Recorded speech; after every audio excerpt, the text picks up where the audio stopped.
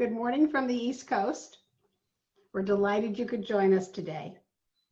Welcome to our program, Religion and State, Marriage and LGBTQ Challenges in Israel Today.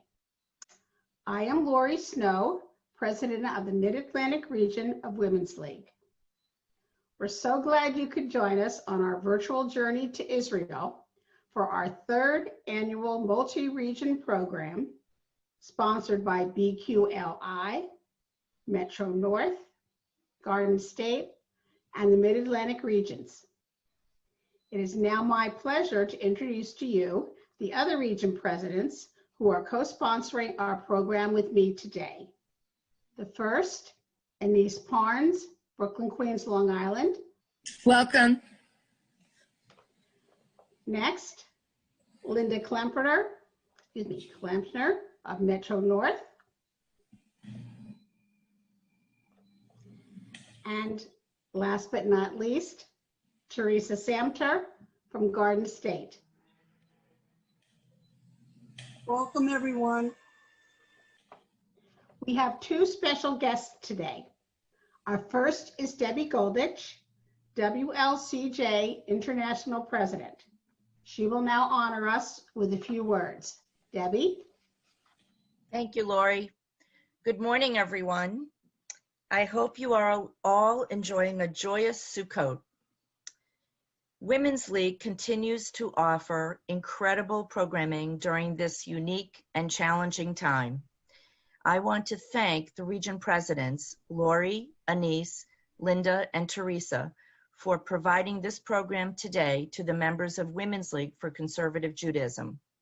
They have provided all of you with an opportunity to support Women's League and Torah Fund. For that, we thank them. I wish you all a Chag Sameach and look forward to being with you in person soon. Thank you. Thank you, Debbie. Our other special guest is Rabbi Ellen Wollens-Fields, WLCJ Executive Director, who will also honor us with a few words. Rabbi?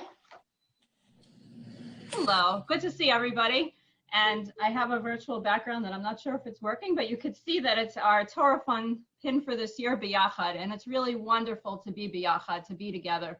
Our pre-Zoom discussion was about the change that we feel this year, the differences in Sukkot this year because of the pandemic. And I have to say that it seems like Sukkot is really the holiday of the pandemic. If we had to say anything about what the pandemic is all about, it is about the fact that we are fragile, that life is really not permanent at all. And that's definitely something we're learning during this whole pandemic, to take every day, day by day. You never know what's going to happen tomorrow, so just enjoy today, what Sukkot is all about. And then also Psalm 118, which we say every day of Sukkot. We're very familiar with the Psalms now that we started March 15th, the Psalm every day that we study, and we have the ability to say Mishaberach and Kaddish together. Today, actually, we happen to be studying Psalm 118, which should be not only the theme for today, Zeh hayom asad Adonai nagila v'nispacha bo. This is the day the Lord has made, let us rejoice and celebrate in it. But it really should be our motto for every day, to just enjoy every day of life and have some simcha. And even if we have bumps in the road, which we all do, they just have the simcha. And it's really a simcha every day that at noon Eastern time, we can get together. You know that you have a Women's League sister on the line to say hello to pray for your loved ones, to say Kaddish for your loved ones, and to study a little too. So it's wonderful to be able to study today as well. And Moadim l'simcha to everybody. Thank you, Rabbi. I would now like to call on Anise Parnes to continue our program. Thank you, Lori, and thank you to my region president partners, Linda and Teresa, for organizing today's program. And I also want to thank all of you for joining us this morning. What had been, as was mentioned previously, a group trip to cultural institutions in New York in October became this virtual seminar thanks to the pandemic.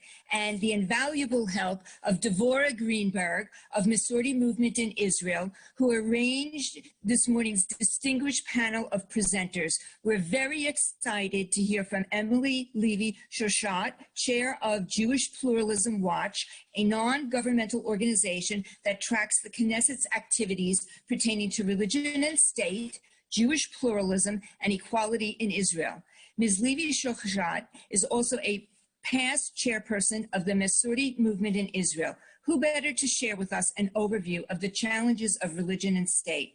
We'll also hear from Rabbi Natalie Lestrazier, a graduate of the Schechter Institute's Rabbinical Program. She's the spiritual leader of Kehila Minyan Mishprati Masorti in Kefar Varadim, which is in the Galilee, and will speak about marriages and divorces performed by non-Orthodox rabbis that are not recognized by the State of Israel. And our third presenter will be Rabbi Mikey Goldstein, a graduate of JTS. He's the spiritual leader of Kehila Adat Shalom Emmanuel in Rehovot and president of the Rabbinical Assembly of Israel. Rabbi Goldstein will share with us challenges facing LGBTQ Israeli Jews. So without further ado, I'm passing the microphone to you, Emily. Okay, it's also virtual, passing the microphone as if now I've got a microphone. Listen, that's part of it. Like the rabbi said, it's different. It's different, and we never know what's going to happen. But I do know I'm here, and I know you're here, and it makes me feel like Sukkot Ushpizin. The Ushpizin are the guests who come into the Sukkah. And it's as if on your virtual trip to Israel, welcome, Bruchot Habaot, and it's as if you're sitting in our Sukkah, and we're going to talk with you. We're going to talk to you, and we're going to talk with you, which is really what it's about. We have experience in this whole issue of activism in Israel as related to state and religion. And I'm sure none of you are brand new to the subject. The subject is just all over the place all the time, even as we speak. Right now in the Knesset, there's probably something going on where this one's fighting with that one and that one with this one. And a lot of it has to do, even the restriction of Corona, but I will not diverge and go there, okay? I don't want to get into that. But it's a big issue, and it has been for a long time. Thank you, Anise, for the introduction of all of us, so you saved me time. I don't have to introduce everybody, but what I would like is for Rabbi Natalie just to pick up your hand so people know who you are, okay? By the way, in Israel, we refer to rabbis by their first name. I hope you don't mind. She's Rabbi Natalie, and Mikey is Rabbi Mikey. So Rabbi Mikey, where are you? Why don't you pick up your hand? Everybody will see you. Does everybody see Mikey? I don't, because I'm not on that thing, but okay, good, fine, thank you. Yeah, there he is. Okay, there's Rabbi Mikey. And they're the primary speakers today. What's going to happen is I'm going to give a little bit of a context to this whole discussion based on my own experience, but not only, on the experience of the Masorti movement here in Israel for the last 10 to 15 years. And then we're going to hear specifically from Rabbi Natalie and Rabbi Mikey, their personal experiences in the two selected subject areas, as well as their role and what they do as rabbis, as representatives of Masorti Judaism, as dedicated to what's it all about, what's happening. I'm going to start, and I hope at the end I can say the same thing. I think there's a lot of good news. There's a lot of stuff that's happened in the last 10 to 15 years in this subject. There's a lot more to do. We're not finished. We're not finished. Activism isn't about starting and then activism is about bringing change. And I suspect that each and every one of you in your own way is also involved in something on the family level, on the communal level, on the national level, within this world of Masorti, that you're activists too. There's something that you care enough about that you say, I'll give my time, I'll give my energy, I'll give my money if that's what's needed, my resources, all kinds of resources. So that's enough of that. What I want to do is ask Devorah, who I also want to at this moment. Devorah, you raise your hand, please, because you're critical. We're all critical, everybody. But Devorah, it really is, as the director of the Education Department of the JPW, the Jewish Pluralism Watch, which I'm going to speak about in a minute. She has put this whole thing together and is great. And I just also noticed that we have, and I'll just take 1 second, Neria Knafu, I see is on the program, Neria, where are you? Raise your hand, please. Where are you? The other man. Okay, the other man, right, I didn't, okay. Neria is the director of the Jewish Pluralism Watch, and can also, if there are other questions, he can answer, but thank you, Neria, that you're here. I didn't know you were going to join us, but it's great you have. I am the chairperson of the JPW, but here it is. Dvorah, please put up the first slide. It's not a slideshow, it's just just a trigger. It's a trigger, okay? And it'll be up for a second. And you will have an opportunity to ask questions later. How are we doing at the end? I am able to share. If you can't do it, doesn't matter. Let's not waste time if you can't. Can you do it or not? It's not working. It's not working because I'm not a host. If you're able to make me a host, that would be wonderful. Can you do that, Chick-Chock? And if not, we'll forget it. Okay. In the meantime, work on that because there are 2 more slides that we might use. Doesn't matter. The slide that you haven't seen right now, but that you were going to see, is a picture of a page in the Declaration of Independence of the State of Israel, 1948. And in it, it speaks in Hebrew, of course, about various rights and privileges and so on. That's not the one, but that's the opening of our event. But the next one, if you can get it on there. And then what we have it translated into English. And basically what it says the same thing that the United States Declaration of Independence says, and I assume other countries. And I'll read it. The state of Israel will ensure complete equality of social and political rights of all its inhabitants, irrespective of religion. It will guarantee freedom of religion and conscience. That's from May 1948, 72, wow, 72 years ago. Okay, you can take it off, please, Dvorah, thank you. So it all starts from that. As you well know, that's not what's happening in Israel, and it hasn't been what's happening. And not for many years, the equal recognition of our movement, of the reform movement, of any non-orthodoxy has not existed. So in 2010, there was actually a watershed moment, and I call it a turning point. In 2010, and I won't go into details because like everything in politics, it's complicated, there was a conversion bill in the Knesset. One of many conversion bills there have been. And it was a bad one because it basically said only people who were converted. It gave the full authority to the rabbinic court, to the chief rabbinate for all marriage and divorce in Israel. And it had to do with immigrants who were in the army and had been converted by the army and were deemed as not Jewish and all kinds of stuff. At that point, the leadership of the Masorti movement, I was there, others were there. We said, that's it. We've had it. We can no longer tolerate. We can no longer sit back and say, poor us. Look what's happening. We're not given those rights that we just saw in the Megillat Ha'atzmaut in the Independence Declaration. We've got to take the bull by the horn, so to speak. We've got to get out there. We've got to begin to act. We have to be intelligent about it. We have to learn the subject. There's a lot of information. To this day, I'm very involved. I still don't get it all. I don't understand everything. I couldn't possibly understand everything, but we said, we've got to do something. I want to make a note. It was the first time that the Masorti movement in Israel as a movement was willing to get involved with politics. It was not party politics. It was politics about to take lobbying position to work with the legislatures. We understood that it's the legislators who make the rules and the laws, and that if we can impact them, in turn, we can help get what we want. 10 years later, 12 years later, here we are, and a lot has happened, and there have been changes.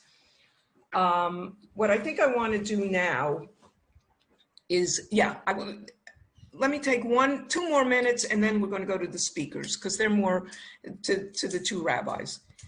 As part of what we did, we began gathering information. We set up various forums of not only Masorti, but of other people who were concerned about freedom of religious expression. And then we evolved to the point that we said, you know what? Something that's done a lot in America and in Canada, which is called transparency. It's a value.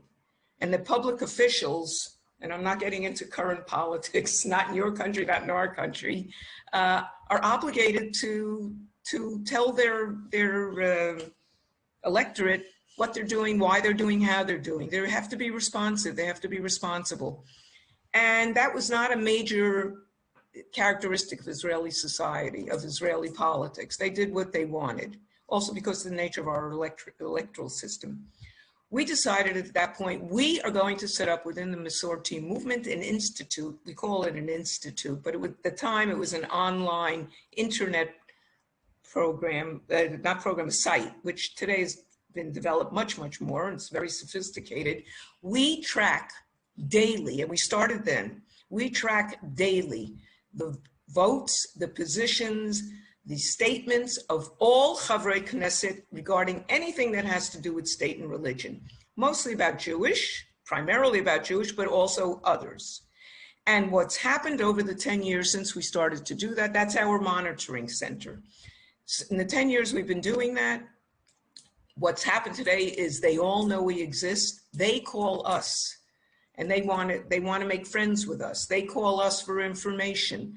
They turn to us to kind of say, don't treat me too hard. We put out literally, and we won't see the site here now, we don't need to. You can go into the site, and later on we'll give you the information how you can do that. You can see every single Chaver or Chaverat Knesset, exactly what he or his positions are on the various subjects that are related to religion. Very important. It's called transparency.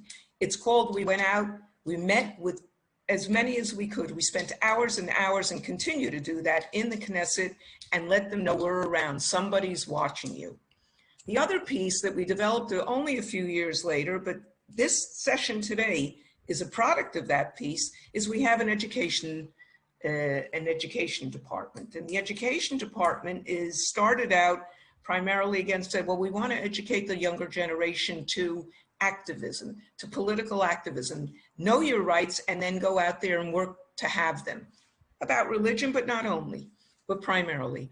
And we started setting up programs which exist today, and that's what Dvorah is the director of, programs with high school kids, with pre-army programs, army programs, all sorts of things, and the general public, and the public abroad, and that's you.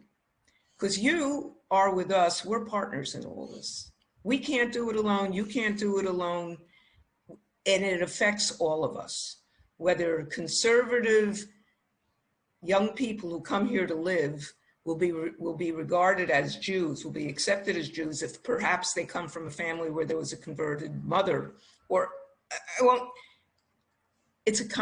we all care about it. It has to do with the future of the state of Israel, the nature of the Jewish people, and all of us together. And in these times particularly, we know it's important. So thank you for giving us the opportunity to share at least a highlight now.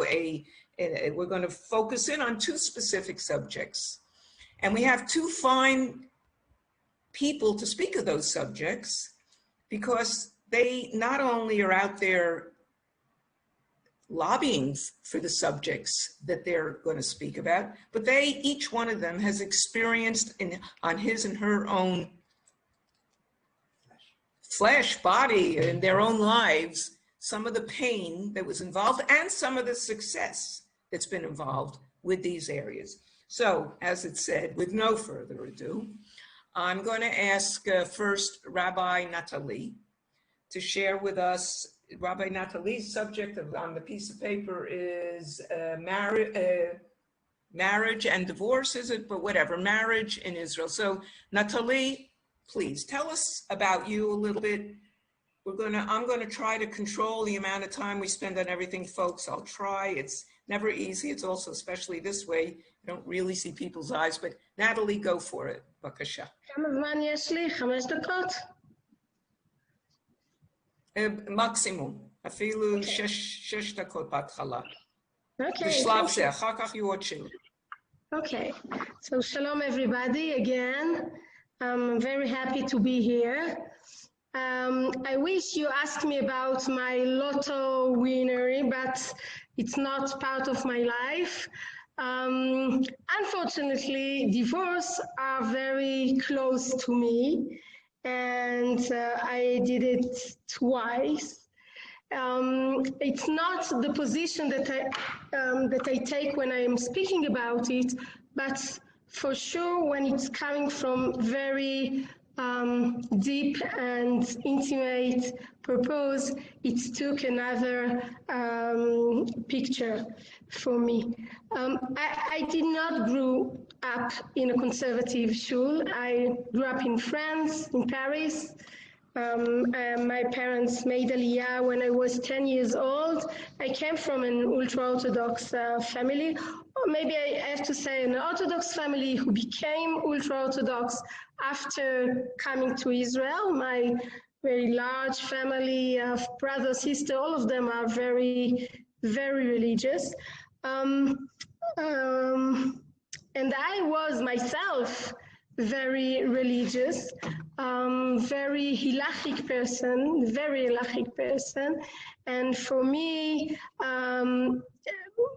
my wedding, the question was not with if I will made an halachic chuppah.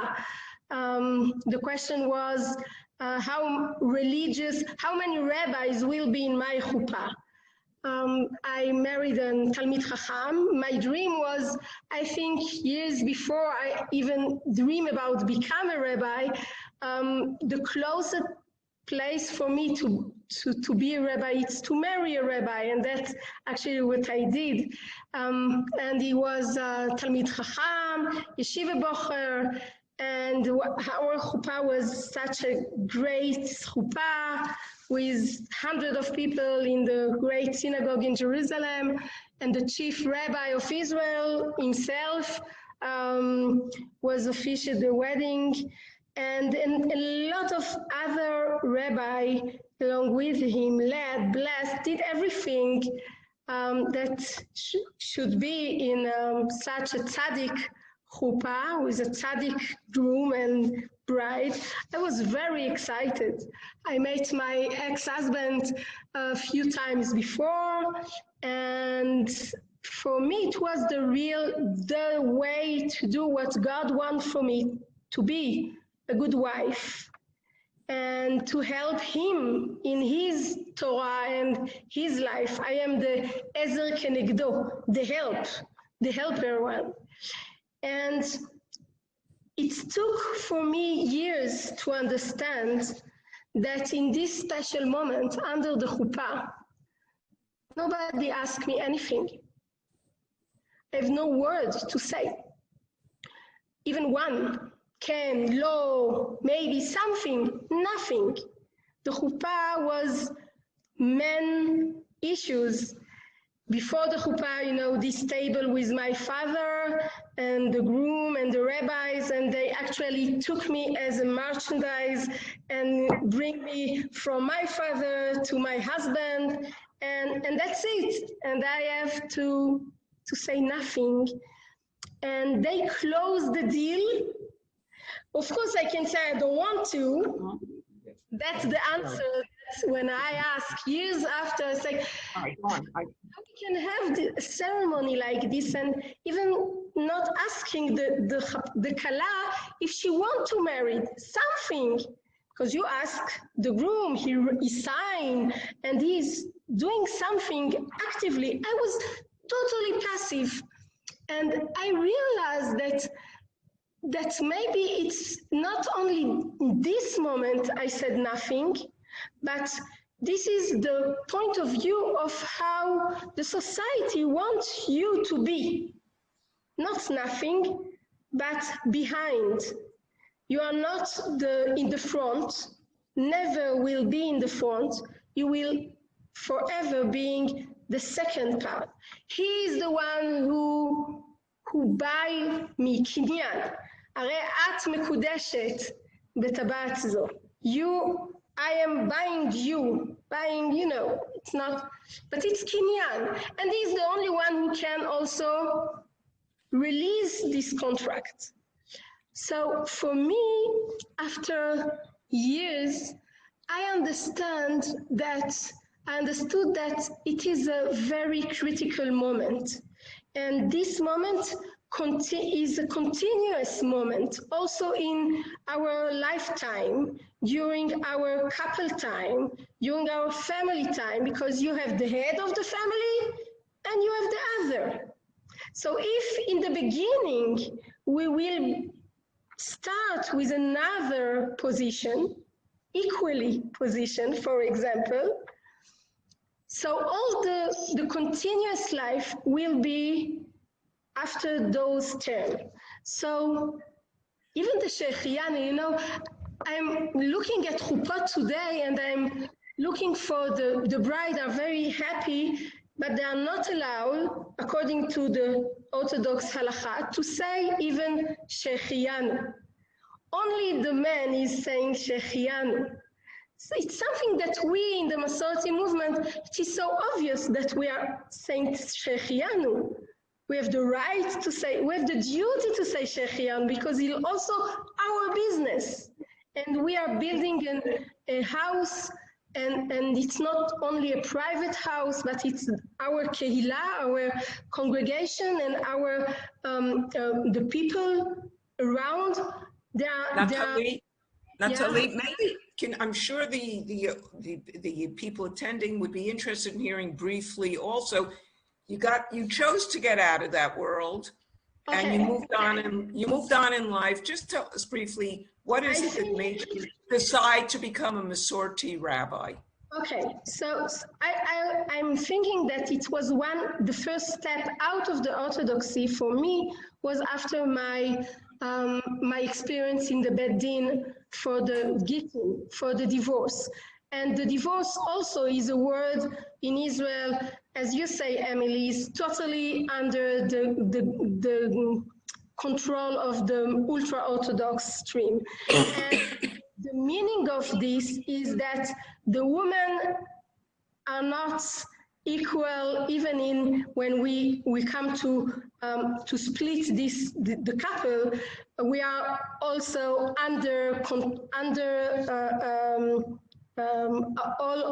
all the consideration is first of all the man and after the woman. So it's the old mechanism give me, for me, a lot of reason to look after God in other backyard. And it was actually Professor Ali Shalvi who I met before, and she was pushing me to come in the Masorti movement. And she said, for me, you have a lot of passion for God and for Judaism, and even with your bad experience, you can see how it's important to have more voices like you, holding in one hand democracy, equality, liberty, from my French background also, but also it's part of our value in the Masorti movement, and also very committed to Emunah and God and the Masoret, and putting them together, we need voices like this.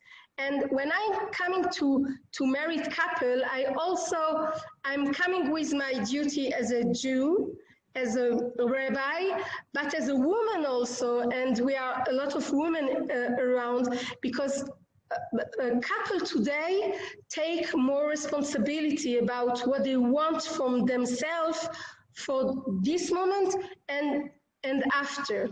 And we are there, the Masorti movement, giving them those key to how to deal with in the very challenging situation in Israel, how they can hold all of them together, not leave their Jewish background, besides because of the policy Nathalie, that's, you're going to have a chance to talk about that a little bit more. I'm sure that it's if when you think you came out of a Haredi background, you lived that, you were part of it, you chose to get out, you chose to go. Alice Shalvey, who I'm sure many of you women know or know of, is a very influential person, a very special person who knows how to empower people and help people move on in life. And it's clear that that's what she was one of the impacts on you. So it's great. Today you are a rabbi in a kehillah of, how big is your kehillah?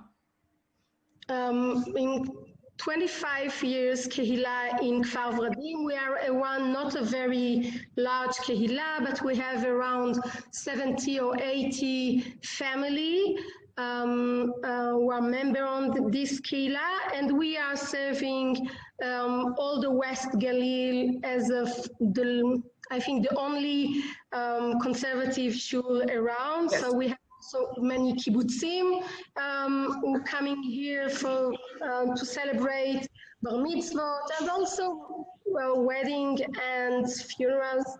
Everything Okay. we the West Galilee. So you and the rabbis who were there before you have created a presence in that part of the country, which really was another part of activism, going out to that area where nobody was, there were no Masorti Jews, and creating it. We'll get back to you in a minute. Let's go over to Rabbi Mikey Goldstein. Rav Mikey. Mikey, tell us about yourself and why have you been given the subject of, that you've been given, which is LGBTQ. I'm sorry. Hi, thanks, Emily. And first of all, I'd like to say thank you very much to Women's League, the organizers, for inviting me today to speak. I have a very special place in my heart for Women's League because I studied at JTS. And that'll be part of my story in a minute or two. And not only do I know of the Torah Fund, but also I was Gabbai in what we like to call Willis at JTS, the Women's League Seminary Synagogue, which not only did I daven in for 4 years, but I was also the Gabbai for 4 years. So thank you to Women's League for very many things. So I have the LGBTQ and whatever other letters you wish to add to that. I have that spot because I am a gay man. Similar perhaps to Natalie, I grew up abroad across the channel in the UK. I grew up in an Orthodox family, but a modern Orthodox family, which didn't change its place in Orthodoxy even until today. And but from an early age, knowing that I was gay, something that some people can come to later in life, I came to earlier in life, but not having any space to talk about that within the modern Orthodox bubble that I lived in. I was in the Bnei Akiva religious Zionist youth movement. I came to Israel after high school for 2 years. I studied at Yeshiva, Hesder Yeshiva, where I also did some army service as a volunteer at the time. Came back to England to study at university. I still was in that Jewish bubble. And then I made Aliyah just over 30 years ago now. And finally, when I moved to Jerusalem when I first moved here. And finally, I was able to meet up with other Jewish gay guys. That wasn't something that was very easy to do back in England during the 80s. But when I moved here in '89, I was able to meet other guys who came from various religious backgrounds and secular backgrounds. And I was able to build up a community of my own, of friends, and eventually meet the person who was to become my husband. We've been married since 1995. Interestingly enough, I think we were the first gay couple in Israel to have a wedding with a rabbi, like in 1995. That's today it's a bit more typical, but not very typical. But that's part of the problems of religion and state that has put off many non-binary people from and other gay people from wanting to get married at all in any Jewish way. But we got married, and my husband works for the Israel Foreign Ministry, and he's in fact away now. He's ambassador to Cameroon. But over the years, we spent many years in different places, I was following him around. Eventually, he followed me in 2010 to New York when I was interested in going to rabbinical school. I'd made this move from not being wanted in Orthodoxy to finding Masorti in 2002. I knew that conservative Judaism existed. I didn't really know much about it coming from England because the Masorti movement there didn't exist until after I'd left. And so I stumbled across Masorti Judaism and found a place that I felt I could be more accepted religiously and grow religiously. I moved away from Orthodoxy, became more or less secular, and I was able to find my place actually in the shul that you see behind me, which I'm not actually at. That's a picture from Erev Rosh Hashanah from our live stream. We were one of the very, very few shuls in Israel to do live stream of services. And I actually started to work for Masorti in fundraising department, and I joined the shul here in Rehovot. And at the same time, I was also in leadership at the Jerusalem Open House which is the LGBT center in Jerusalem.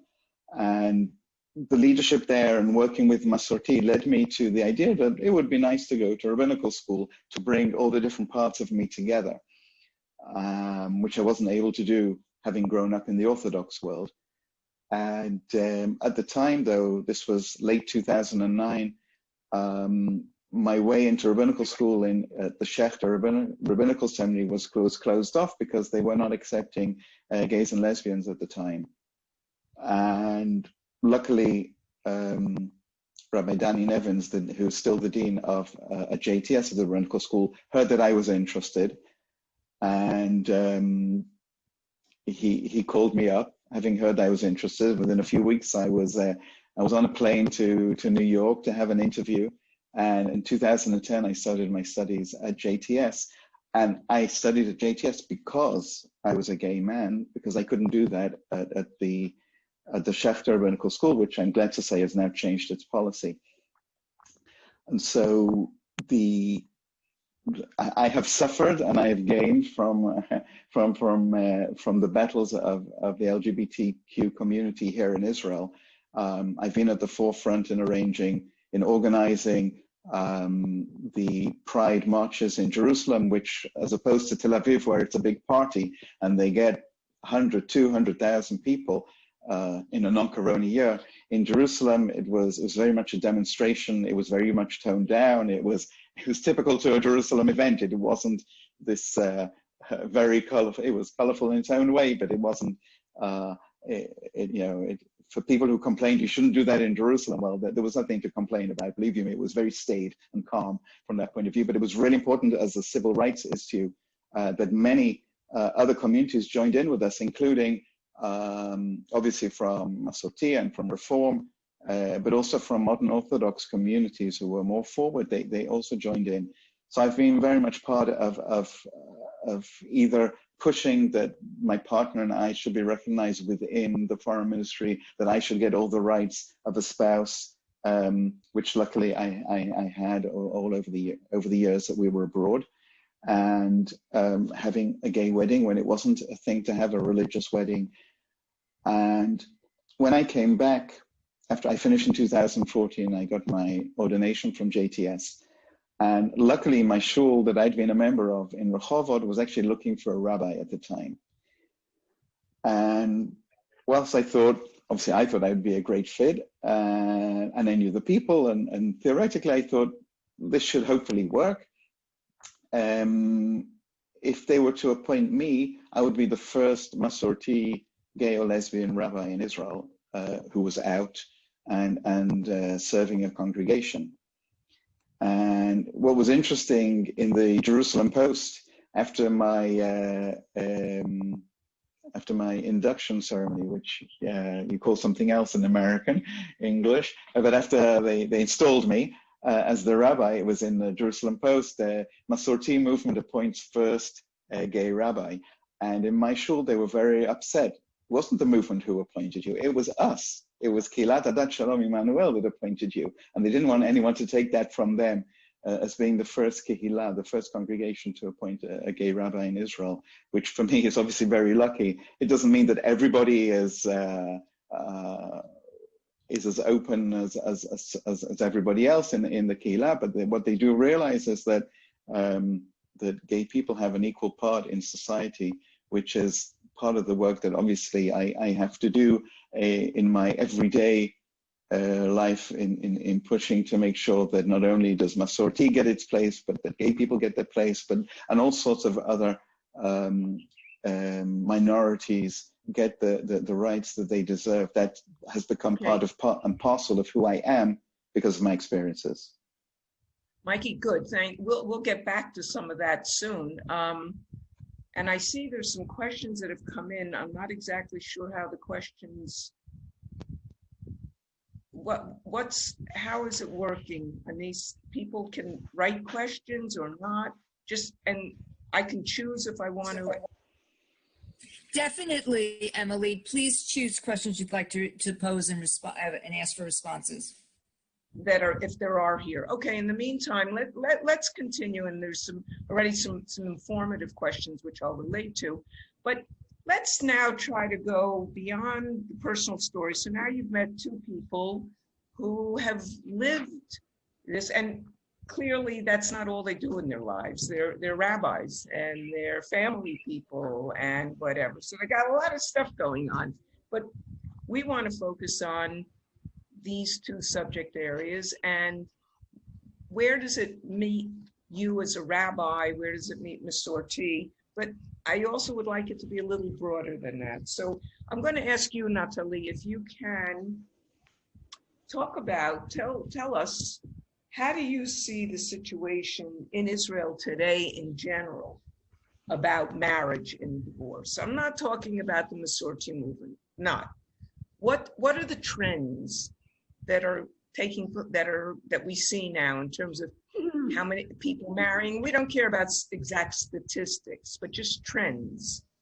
People getting married, not getting married. If they get married, do they get married with a rabbi? Do they not get married with a rabbi? If they don't, why not? What's the problem? Give us a sense of what are the issues, and then we'll get back after that, not now. And how do you, as a Masorti rabbi, deal with those issues? So please. So I want to be very clear. You cannot marry in Israel if it's not a religious wedding. And a religious wedding, when I said religious wedding, is only under the permission of the chief rabbinate.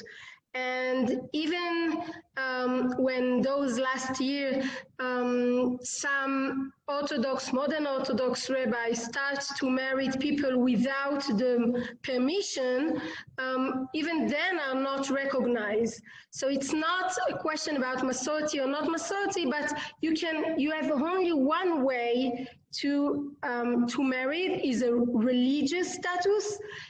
Jews can marry only Jews, Arab only Arab, Christian only Christian, and it's only under supervision of religion monopoly.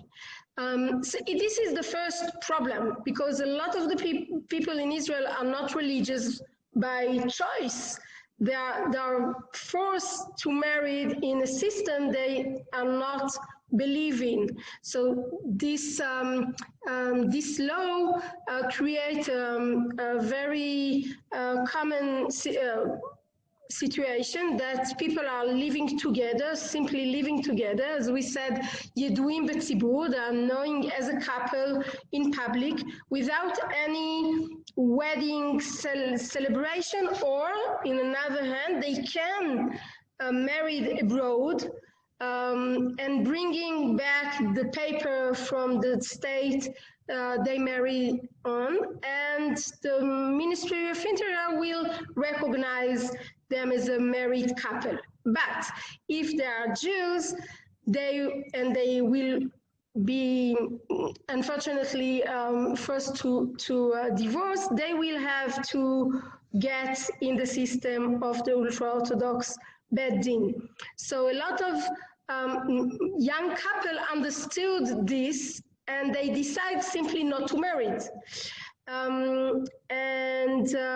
Also we have interfaith wedding, not a lot as you have in the state, but also here a lot of Jews from Russian are not recognized halachically as Jews. So when a young men or women want to marry, then they want to marry as Jew because they feel Jew, they celebrate Jewish holiday, and they come to the Rabbanut, and then they discover they are not recognized as Jews, so they cannot marry. This is the situation legally.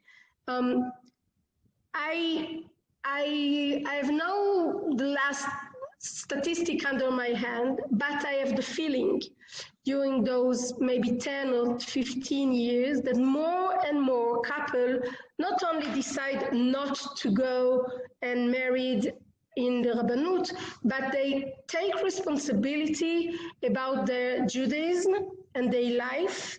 And they understand, I think, because you have more pluralistic action in Israel, in the Masorti movement, but not only us with our congregation all over Israel, but a lot of awareness around the possibility to practice Judaism, not only in Orthodox term, bring those young after pre-army year of learning, after different connection with Masorti or Reform or other Jewish pluralistic center, they come to us and they want to build their house from the beginning in a very open and equal and democratic values.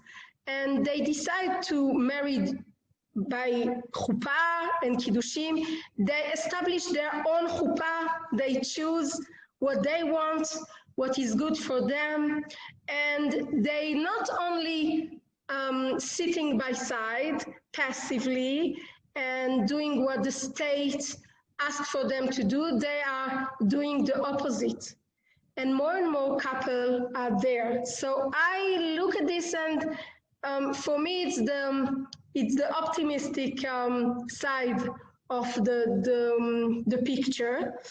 I think that it's not only coming from the non-religious side, but also from the religious side, more and more Orthodox young couple around more and more you see equal minyanim like Shira Chadasha or different systems that are not conservative, but they are very close to the conservative. I think they are in the Baron, conservative in the Baron? In the closet. Yeah. In the closet. And they also realize that more and more extreme religious values are not their Judaism. So we challenging actually not only the left side, but also the right side. And the Orthodoxy system are changed himself also by this. I just want to add, and Mikey, you're welcome to join. I think what Natalie is speaking about specifically in the area of marriage and divorce, I think reflects also what I said earlier, that there's been a lot of changes gone on in Israel in terms of Jewish identity and how people want to affiliate, connect or not with Jewish life. And although both the main the liberal movements, us and the Reforming, have both grown tremendously in the last 10 to 12 years. Today, we in the Masorti movement, we have 80 kihilot. When I was first involved 12, 15 years ago, we were 32 kihilot. There's more and more interest. The nature of the kihilot varies. That's part of what Natalie is speaking about also. Exactly what people do, how they define, do they want rabbis even? That's not the point. The point is they're looking for connections. And that's true in the marriage area as well. More and more people, and I don't know what's happening in the States. It would be interesting to hear from some of you. Here, people, young couples are saying, we wanted to reflect us in Israel and not the institutions that tell us what to do. In Israel, it's problematic because of the rabbinate, but there is a rebirth of Jewish identity that's happening, and that's important. Let me Can I chime in? Can I chime in on this subject as well? Certainly may. And we have okay. So historically, it's important to know that Ben Gurion, at the establishment of the state, gave the basically gave the Orthodox the right to look after various things, including weddings, divorce, etc., personal status. And the way that came into law was that, as Natalie mentioned, that you can only marry someone of the same religion in Israel. And if you're Jewish, you can only get married through the Orthodox rabbinate, which has become basically an ultra-Orthodox rabbinate. And that leaves a problem also for LGBTQ people, because we cannot get married in Israel. There is no civil marriage of any sort in Israel. There's only unofficial recognition by the Ministry of the Interior. The people who decide real weddings are only the Ministry for Religious Affairs, and the Ministry of the Interior will give rights to couples who've been married abroad, or including gay couples. But we would have to go abroad to get married, and that's not. I mean, I can afford to go abroad, thankfully, but a lot of people cannot afford, whether they're gay or straight. And they don't want to go through the Orthodox rabbinate for whatever reason. I have straight couples who come to me, I do their wedding. Why are you coming to me? And in the most part, it's because we do not want any any ultra-Orthodox or even modern Orthodox rabbi involved, because they see Orthodoxy as this negative thing, which is really obviously incorrect. It's the establishment that is the problem. But people are so put off by the rabbinate, which runs all these things, and so much so that's why I also believe that a lot of LGBTQ people who might otherwise, if they lived, say, in the States, would opt for a religious wedding, obviously not Orthodox, but Reform or conservative, do not do that in Israel because they've been so put off. And that's one of the problems that we as rabbis have to deal with in talking to people about a bar mitzvah or a wedding or whatever who are not in our kehilot, that no, we're not like them, we're different. Right, just poignant. I see that Marion, you noted, Marion Juster. Marion, you live in, where do you live? You live in Carmiel? Carmiel. No. Carmiel. Carmiel, that's what I thought. Marion, we know one another. Marion lives in Carmiel, and she writes here, perhaps you all read this or not, that, what was it, your son got married with a conservative rabbi, one of our rabbis, and what happened? It was our rabbi, and it was a totally halachic wedding, but they had to go to Cyprus and have a civil wedding there in order to be recognized by the state here, which is ridiculous. Which is what Mikey just. Okay. Go on. Okay, what I want to say that years ago, it was part of the things that we not only asked for our couple, but it was a request. They were obligated to marry also in Cyprus or something like this, because we didn't have a bed din for ourselves, and because we are halachic and we are very serious Jewish, even if we are liberal and equal, but we're very serious. And then when I marry the couple, I'm very serious in my halachic duty. So when after the chuppah, they are actually married Kedat Moshe Israel, and if they want to separate, they have to have a get or some other composition of halachic resolution to split up. So we were very serious in asking them to marry abroad and to take their paper into the Ministry of Interior. So if they have to getting divorced, they will have the bed din. Now we have our bed din. So our couple sign an agreement, and they sign some condition agreement and conditional kiddushin.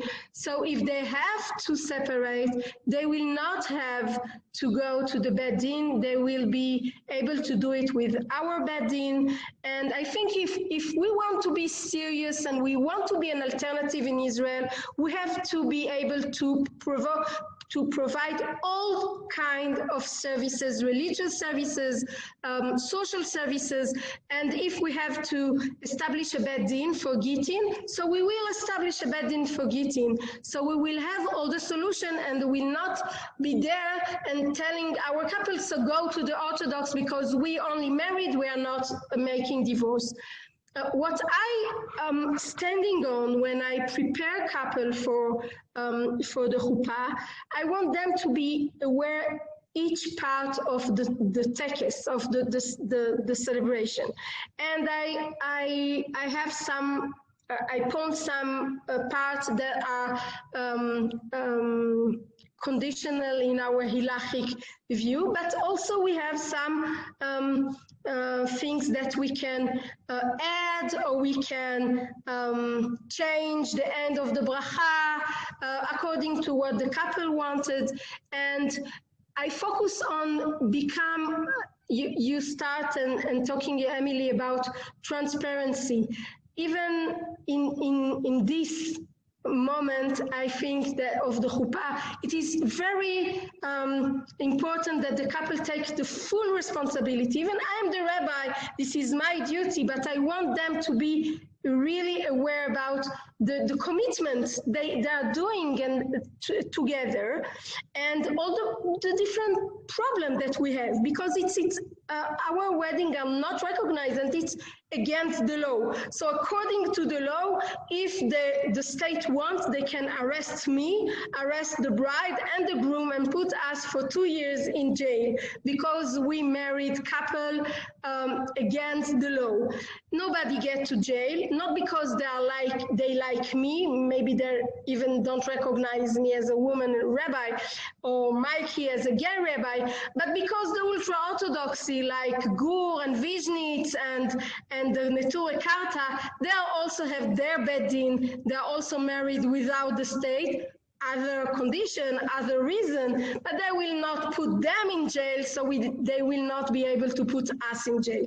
But this is the law. So I have to be very clear with our couple, and part of them, after they heard about the legal situation, the non-legal situation, they decide not to marry with us, because they don't want to put themselves in some trouble. And this is a trouble. For example, Mikey, you have your husband abroad, but if a couple that I married a few years ago, one of them should have to go to the state for a postdoctorate, and the state will not receive them as a couple if they are not officially married in Israel.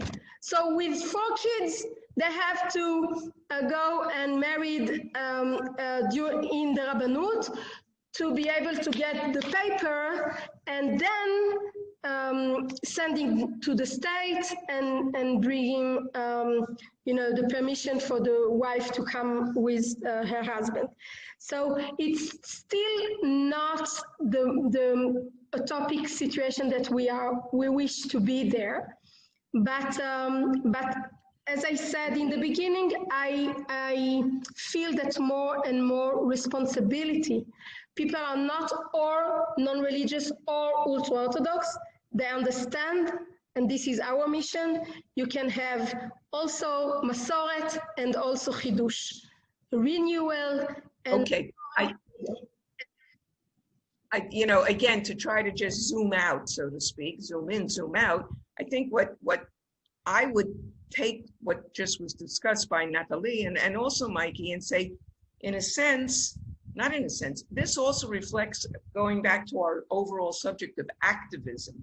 It's not only that the rabbis here are providing an opportunity, but they're also, and I think what Natalie said is absolutely important, which is that an absolutely important point, that the couple has to be fully aware of the implications of them marrying other than through the Rabbanut.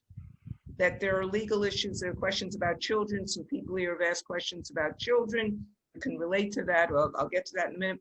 But what we know, and I don't have the slide here, Dwara had it, but we're not going to show it, doesn't matter. You can see the statistics, the number of couples who A, are not marrying at all, or not marrying through the Rabbanut, have gone up continuously in the last 10 years, significant. Now, that doesn't mean that everybody turns into hippies and just want to live a loosey life. That's not true. People are committed, people are doing, but it's part of a larger issue, which I'm sure some of you experience also, the question of what's the value of the institution if it's just an institution. In Israel, it gets all that more complicated because it connects you in, and it has to do with your legal status and so on. A few people have asked a question, and maybe you can, maybe you, Mikey, can answer this, or about children. What happens to children of couples who don't marry, or children of couples? If I would even go one step further, what happens if they're children, a couple is together, even went to Cyprus, let's say, and then they divorce? What happens? What happens to them? Who's in charge of what happens with the children?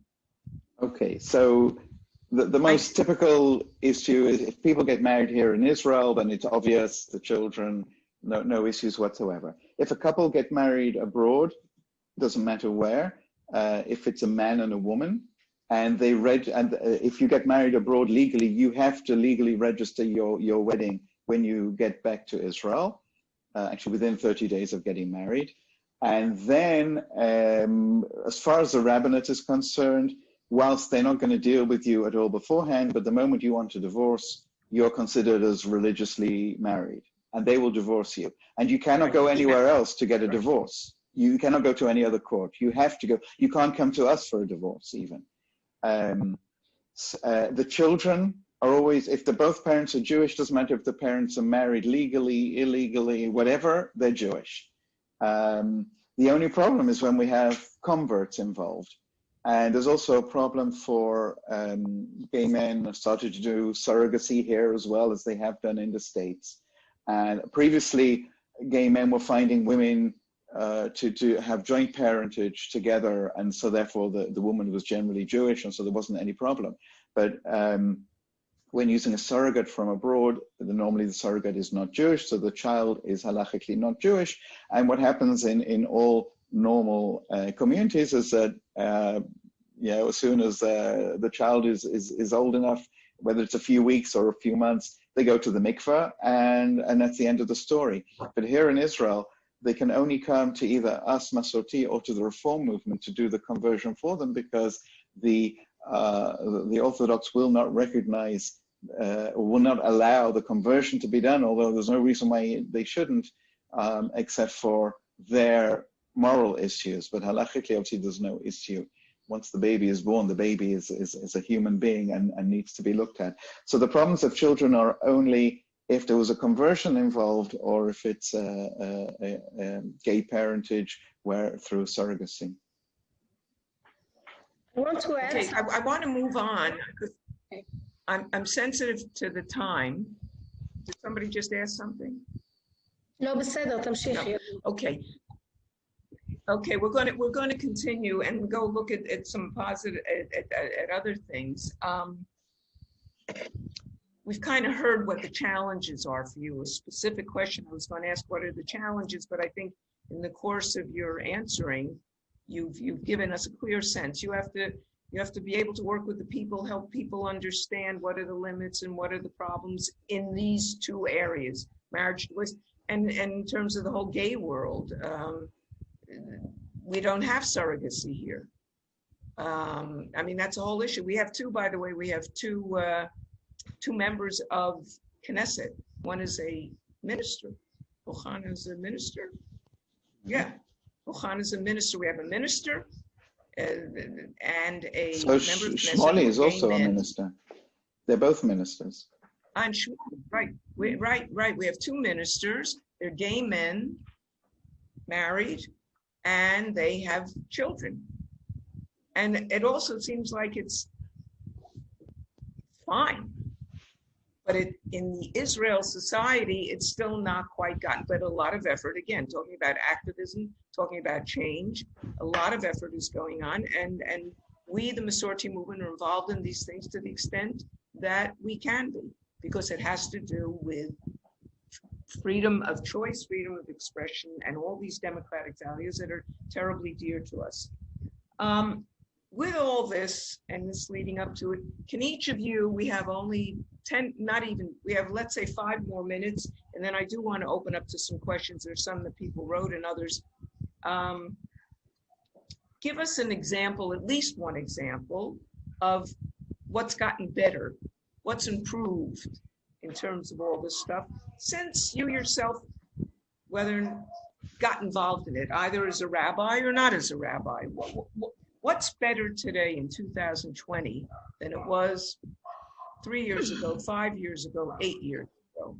Please share with us. Who wants to start? I can start. I can say that each year I felt that I'm challenging myself and my basic assumption about what is the right thing to do or not to do. If someone 30 years ago was telling me that I will be a rabbi, for sure I was, laughing at him. If someone 20 years ago was talking to me and said, you will marry couple and you will do chuppot, it was, I think it was a dream. But as I start, I also found myself challenging by the couple who asked me to marry them years ago, less than a year ago. I married a wonderful couple of brides, 2 brides, and they were very insistent that the female rabbis perform their wedding ceremony, and Mikey was my secret advisor in this huge challenge for me. I found myself asking myself if it's, how can I do this wedding if it's okay? Yes, I'm very liberal. I am in the, in Masorti. I am part of the more liberal rabbi in Israel. I am a woman, but still, how do you say kala and kala? And I found myself very challenging. And I learned deeply the tshuvot that we have. We have some response about this wedding, gay wedding, and I learned it very deeply, and I thank them in the end of the day that they bring me one step ahead. And it was very, I was very moved by those 2 brides who were very committed to do as we all wanted, to establish their house on a chuppah v'kiddushin. And if I really believe in equality and in rights, human rights, and we are pro-LGBTQ, so I have to be sincere with myself, and I married them, and it was a great wedding. I'm sure that, I was there and feeling God with me. And maybe it is something that still we need to work on, because